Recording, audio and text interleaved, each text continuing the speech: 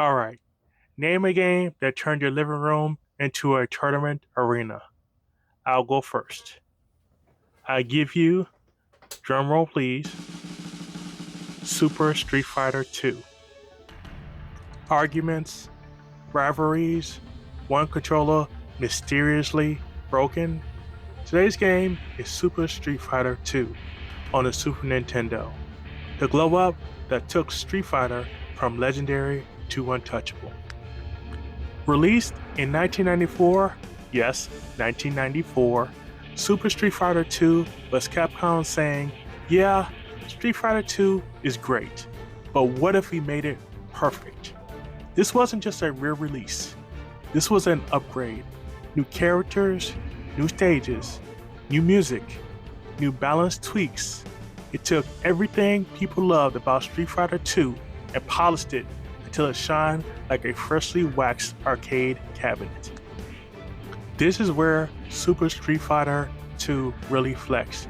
We got 4 new fighters. Every single one of them became iconic, starting first with Fei Long, straight up inspired by Bruce Lee, speed, combos, relentless offense. This was a character for players who wanted to stay in your face forever.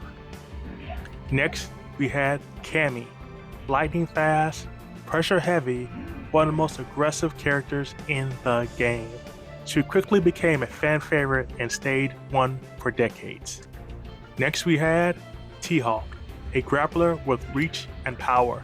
If Zangief scared you, T-Hawk made you panic from across the screen. And finally, we had a kickboxing rhythm machine, Dee Jay. Fast movements, tricky pressure, and one of the most underrated fighters in the entire series. These 4 didn't just pad the roster, they changed the meta. Super Street Fighter 2 wasn't just about adding characters. Capcom fine-tuned everything. Moves were adjusted, damage was rebalanced, certain cheat tactics from earlier versions got checked. This made the game feel more competitive and more fair, especially for serious players. It also made character choice matter more. You couldn't just button mash and win. You had to learn spacing, timing, and reads. This was Street Fighter growing up. Now, here's the nerdy flex.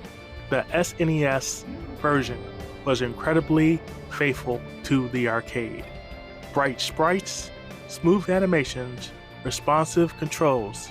Yes, the arcade still had slightly better sound and speed, but for a home console in the early 90s, this was insane.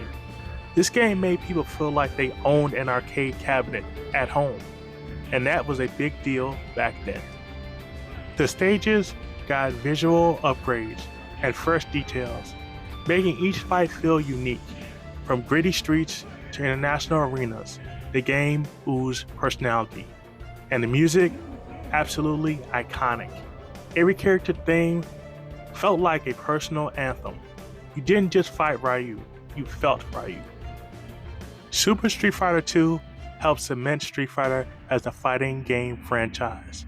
Tournaments, rivalries, competitive play, this game helped lay the groundwork for modern esports before that word even existed. Even today, players still debate matchups, mains, and versions of Street Fighter 2. And Super is always in the conversation. That's legacy. Super Street Fighter 2 wasn't just another version. It was a moment Street Fighter found its final form in the 90s.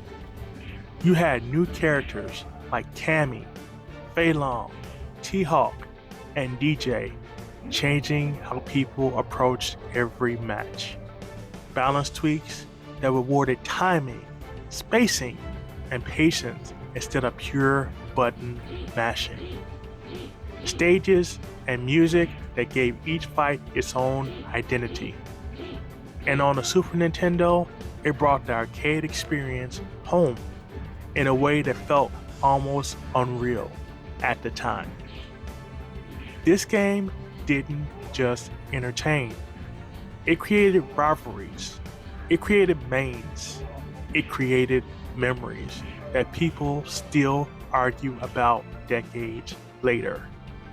That's why Super Street Fighter 2 still matters. Not just because it's nostalgic, but because it helped define what competitive fighting games would become. The groundwork for tournaments, matchups, and skill-based play all lives right here. So now I've gotta ask, name a game that did that for you. The one that turned friends into rivalries and made every win feel earned.